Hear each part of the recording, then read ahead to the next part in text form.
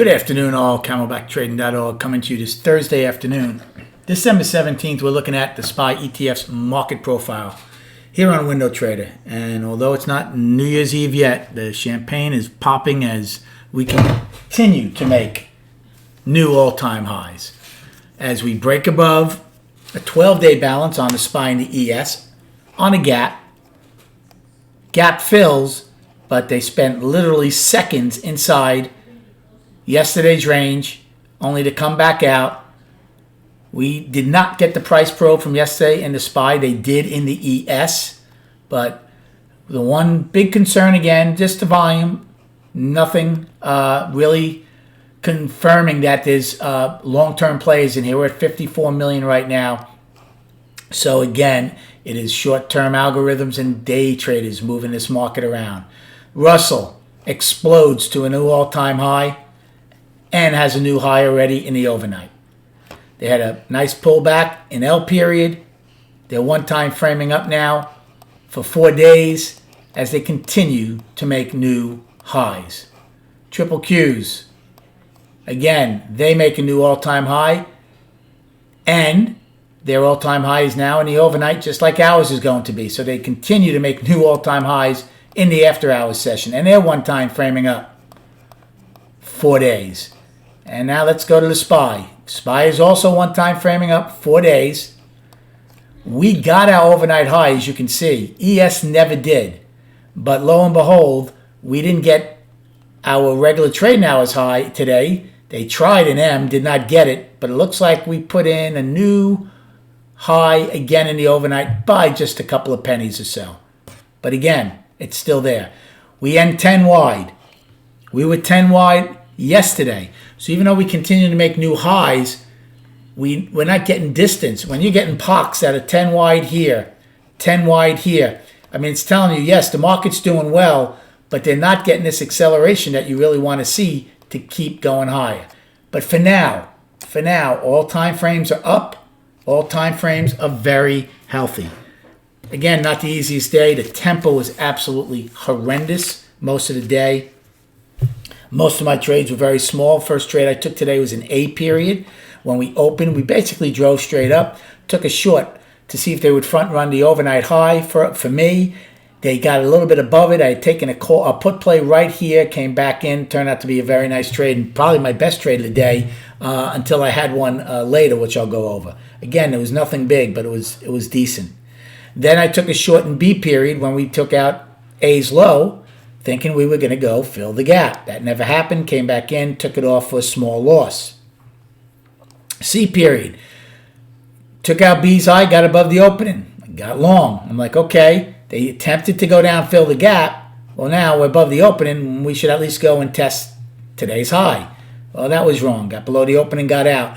And that's the problem with a day like today. It was such a tight range. We had a $1.41 range. And so I didn't like, the setups, so I just got out of them quick, took small losses. I mean, initially I had 3 winners, 3 losers, and then I had 2 winners in K and L. So I ended up with more winners than losers, and I was green on the day, actually decently, because of some of these trades, but nothing special. Not the best day to trade, not the easiest. D period. I took a short. I'm just looking where I did it. Took a short when we got up to the opening. Didn't get above. Came back in. I took that off. Once again, I couldn't take out the low. I'm like, I'm not staying in this thing. Then in G period, I took a long. We took out F's high. I'm like, okay, we should at least go now, shake out some of these shorts, whoever's short here, and get back to the opening. And that's what it did. Turned out to be a nice play. As we took out F's high. Actually, I took it before we even took out F's high. I played Innovator. Took it maybe 5 or 6 cents. It kept coming back up, was pushing back and forth. I'm like, it's going to take it. And I got long. So that turned out to be a decent trade. Again, they're only small when I'm trading, 10, 15 contracts of the options. And those were the 370 calls. Now, again, I'm sorry I didn't give what I was trading. I went to Mondays because of the dividend. So A period was a 375 puts.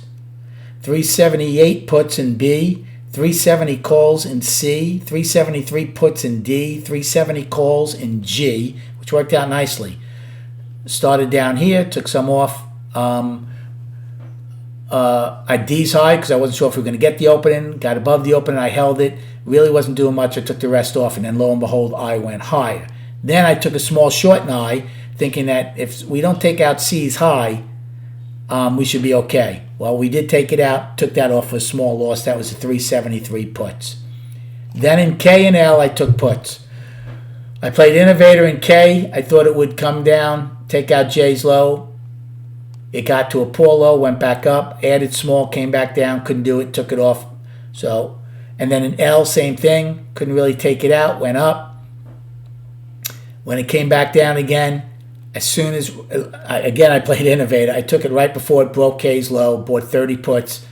Finally got a decent flush, if you want to call it that, 30 cents. Took 20 off right at POC. I was holding on to 10 because I thought there was a good chance to get around value low. Well, lo and behold, we went right back up and got firmly in. I took the 10 off basically for scratch, only to see it come back down again in M. So it wasn't a bad day, nothing fantastic. But with a range of this magnitude, which was very small, with no volume and a 10-wide POC, again, I wasn't expecting much. Destinations for tomorrow. Upside, we have today's high and all-time high of 372.46. Now, I know we've made a new high in N. I'm not sure what it was, so on tomorrow morning's video, we'll give the overnight all-time high. For the downside, we were 10 wide at 371.72. That's F's high. Then we have today's low of 371.05. And then the price probe, which held nicely from yesterday, 370.96. And then again, 10 wide down here, 369.89 at A's high. And then yesterday's low of 368.87. Now, a lot of things happening tomorrow. We have quadruple expiration. So tomorrow morning, so SPY, they have SPY closing at 372.24. So the dividend's about $1.30. So we're going to be showing tomorrow a close of 370 and change, 370.90, something around there. So believe it or not, tomorrow morning, if we open around where we close, it's going to show it all the way down here. We might actually even have a dividend because our range is so small today. There's a possibility of having a dividend gap, which would mean what? Which would mean the POC from today, that's a downside, would be an upside. It would mean maybe the price probe gets taken out. It's not like I could just add the dividend back in and make believe it didn't happen. It happens. So as companies, some of these reference points on the downside might be taken out. We could even possibly have a dividend gap. So tomorrow and maybe Monday, the profile for the ES and SPY will be significantly different. Those are the only days that really happens. Aside from that, we have Tesla. So whoever else has to get into Tesla for the S&P inclusion on Monday will be doing that tomorrow. So that could cause some volatility. I hope it does. We'll see. Now, let's go to the charts.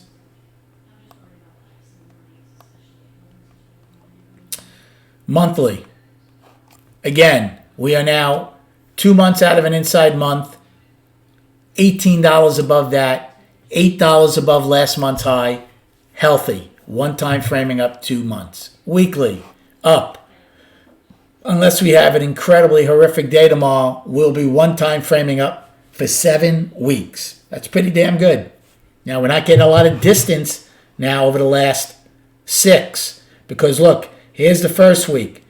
But since the second week when we one time framed up, that high was 364.38. We closed at 372.34. Now, that's last month's high. Now, it's still, that's pretty good above it. But 6 weeks worth of grinding higher, we're only $8 higher. Now, we've seen this market go down $8 in a day, let alone a time frame. So, again, the market's healthy. It's one time framing up. Markets don't go bull bear, but they need fresh blood and they need long-term money to start confirming this move. They really do, as far as I'm concerned. But again, it's healthy right now. And then the daily, we broke out of a 12-day balance on a gap to the upside. Now, the gap filled, But we're above this whole fray here. Remember, look, 14 days it took to get above this balance. It's held the whole time now. Right? We had a gap out of it just like we did today, but that gap held. That gap held. In fact, that gap is still holding. So that's a little nuance as opposed to today. But still, for 12 days now, we grinded higher. It's a balance, popped out of it. One time framing up 4 days. Remains to be seen. Are we going to get more distance away and get more fuel to the fire? Possibly. Again, we have a short week next week. 3.5 days. You never want to short a dull market. Unless I think there's a big catalyst that comes out of somewhere. I think this market will continue to do what it's doing, which is grind higher, trade sideways in the daily, and then grind higher, trade sideways. Right? Bull, balance, at least on the daily. Remains to be seen. Hope you had a good day trading today. Have a great night, and we'll speak prior to the opening tomorrow.